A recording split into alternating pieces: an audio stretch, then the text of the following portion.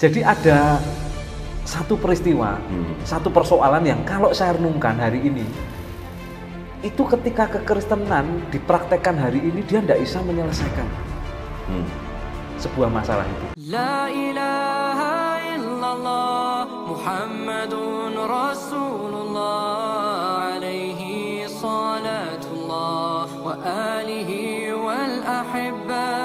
Bismillahirrahmanirrahim. Assalamualaikum warahmatullahi wabarakatuh.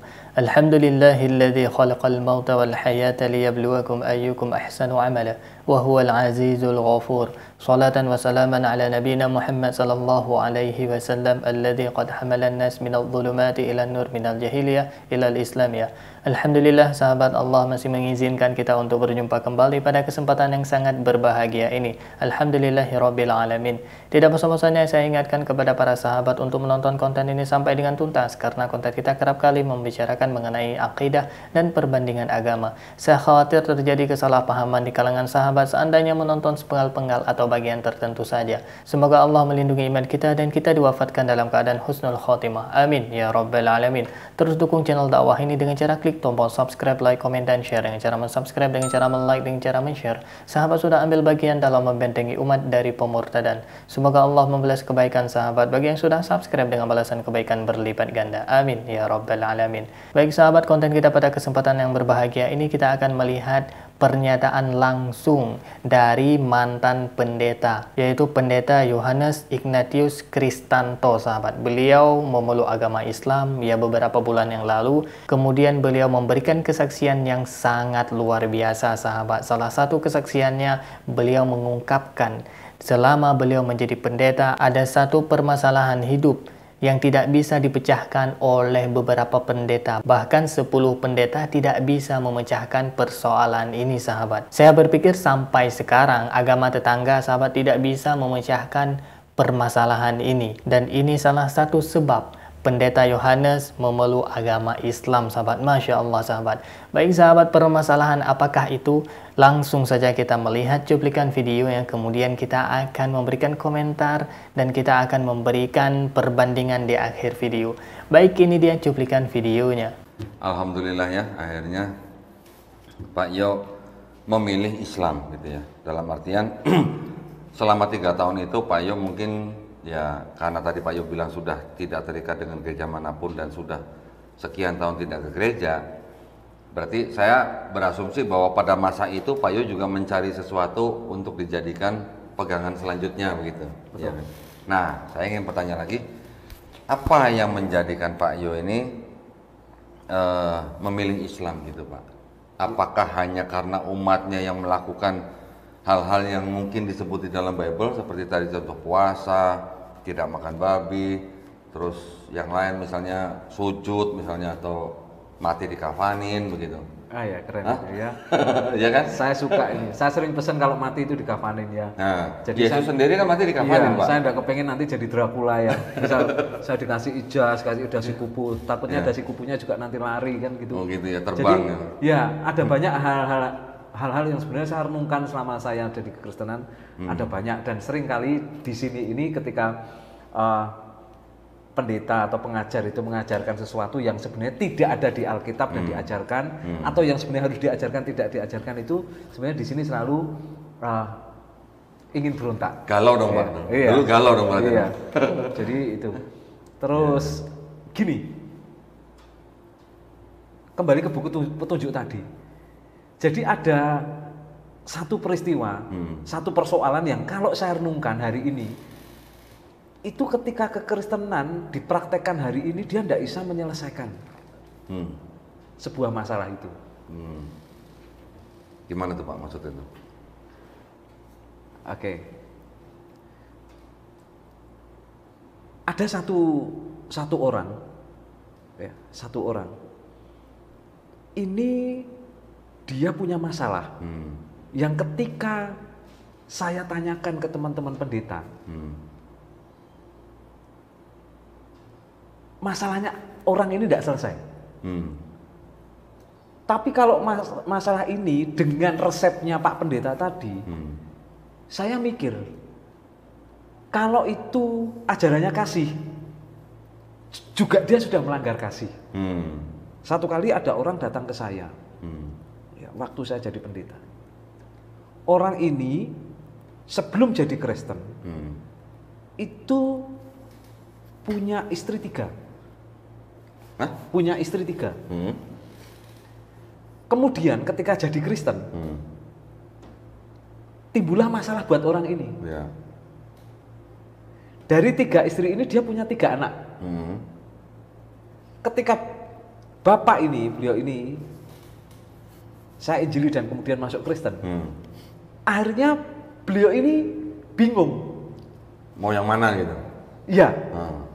Nah, bagi saya buku petunjuk tadi harusnya bisa nyelesain dong Iya. problemnya. Iya.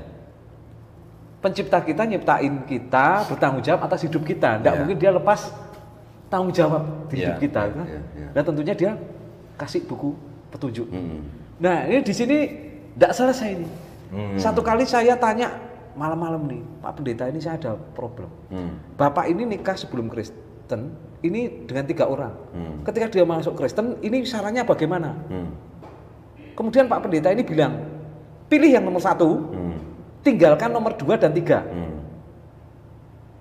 Kemudian anak-anaknya yang 2, 3 ini tinggalin aja. Cuma setiap bulan kasih yang 2 dan 3 ini uang. Ya, ya, ya. Oke? Masalahnya selesai. Selesai buat yang pertama. Iya. Yang kedua dan ketiga Nggak selesai. tidak selesai. Iya. Terus kemudian kalau saya baca di Alkitab itu jelas dikatakan semua yang kau lakuin benturkanlah dengan hukum kasih.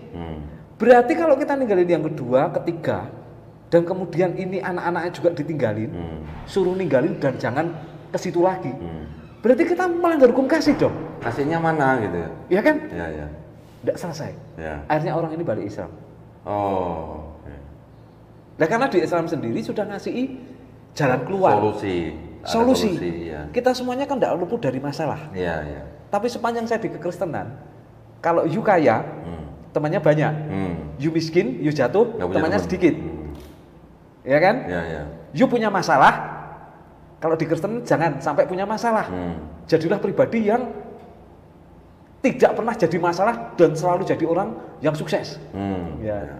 Tapi ketika you udah jadi masalah ini tidak akan pernah selesai kalau di kekristenan. Tambah lebar ini. Iya, iya, iya. Nah, ini saya tanya mungkin lebih dari 10 pendeta. Nggak ada yang Semuanya bisa jawab. mengatakan itu, tinggalin yang nomor 2, 3, anaknya juga ditinggalin, tapi kamu bertanggung jawab untuk setiap bulan ngasih uang. Memberi nafkah. Sekarang pertanyaannya, lah kalau itu anaknya dia suruh ninggalin, apa itu tidak melanggar hukum kasih? Iya kan? Iya, iya. Akhirnya saya nyerah, dan orang ini tak, kalau bapak mau kembali Islam, kembali aja deh. Gitu ya. Harusnya Iya, iya. kan selalu ada solusi. Iya, iya. Ada solusi ketika orang di dunia ini mengalami sesuatu, solusinya begini nih. Kan begitu. Iya, iya. Nah, tentunya solusi itu datangnya dari yang nyiptain kita. Kan begitu. Jadi Bapak milih Islam karena agama ini boleh lakinya boleh berisi lebih dari satu begitu atau gimana? Tadi kan saya tidak mengatakan itu. Saya sedang mengalami sebuah kejadian seseorang. Iya. Iya kan? Iya. Artinya itu sebuah kasus kan Iya. begitu. Iya, iya. Sebuah kasus di mana ada sebuah kesalahan seseorang Iya. dan ini bagaimana nyelesainya. Iya. Kan begitu. Iya. Nah, katanya agama ini kan membuat orang untuk yang tidak benar menjadi benar. Iya. Iya kan? Nah, cuma benarnya ini menurut Allah Subhanahu wa taala atau menurut Kohdoditan atau menurut saya ini kan bisa beda-beda. Beda-beda, ya. Semua orang punya sudut pandang sendiri-sendiri dari pengalaman pribadi dan itu tentunya akan melibatkan emosi. Makanya ada disebut subjektif dan objektif. Iya, iya. Nah, tentunya kita tidak boleh seperti itu. Iya. Kita kembali ke buku petunjuk nenek. Orang alami gini, penyelesaiannya bagaimana? Lah kita kan bisa salah. Jadi Pak Yo memilih Islam karena di dalam Islam itu ada solusi untuk manusia begitu Iya. ya. Ada buku petunjuk yang bisa menyelesaikan permasalahan manusia. Betul. Iya. Petunjuknya ada di dalam Al-Qur'an gitu ya. Iya. Oh, oke. Bukan karena boleh beristri 4 gitu Pak ya. Oh, bukan. Iya, bukan karena itu. Justru kan kalau di Islam kan yang tadinya boleh lebih dari 4 dibatasi jadi 4 gitu Pak. Iya. Kan pada waktu Quran diturunkan kan mungkin ada orang-orang Quraisy kan berisi unlimited gitu kan, mau yang 100, bahkan kalau Salomo di Bible 1000 Pak. Iya. Jadi ya makanya tadi saya bilang kan, Ya. sebenarnya yang diajarkan ini ajaran manusia atau ajaran Allah kan begitu. Kalau kita ngomong hanya soal istri, ini kan kita akan jadi lucu. Iya. Kita mengakui bahwa kita agama samawi, mengakui Bapak Abraham ini sebagai bapak kita, Iya. Ibrahim sebagai ya beliau sendiri juga istrinya juga tidak satu. Iya. Ishak dan Yakub semuanya.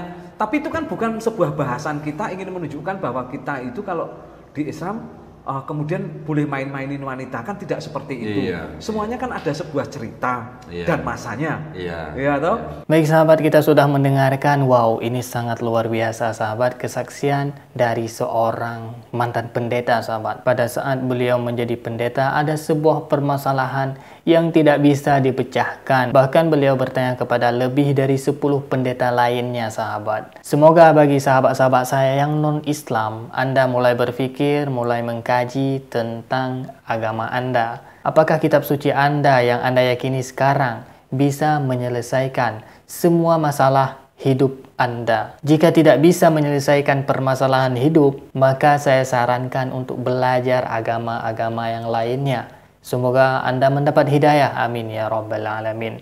Baik sahabat, pada intinya sahabat, setiap kitab suci itu mampu menyelesaikan permasalahan umat manusia. Itu yang benar-benar dikatakan kitab suci. Dalam hal ini kita meyakini bahwasanya Al-Quran merupakan kitab suci. Sampai detik ini Al-Quran mampu menyelesaikan semua masalah hidup setiap orang sahabat. Maka oleh karena itu membuktikan bahwasanya Al-Quran ini bersumber dari penciptanya manusia, bukan dari karangan Nabi Muhammad seperti yang dituduhkan oleh orang-orang yang tidak bertanggung jawab. Baik sahabat, demikian yang dapat saya sampaikan. Yang baik datangnya dari Allah, yang salah murni dari keterbatasan ilmu saya. Mohon diperbanyak maaf dan saya mohon ampun kepada Allah Subhanahu wa taala. Terus dukung channel dakwah ini dengan cara klik tombol subscribe, like, komen, dan share. Dengan cara mensubscribe, dengan cara like, dengan cara men-share. Sahabat sudah ambil bagian dalam membentengi umat dari pemurtadan. Semoga Allah membalas kebaikan sahabat bagi yang sudah subscribe dengan balasan kebaikan berlipat ganda. Amin ya rabbal alamin. Terima kasih bagi yang sudah menonton. Hadanallah wa iyyakum ajma'in. Akhirul kalam. Wassalamualaikum warahmatullahi wabarakatuh. La ilaha illallah Muhammadun Rasulullah alaihi salatullah wa alihi wal ahibba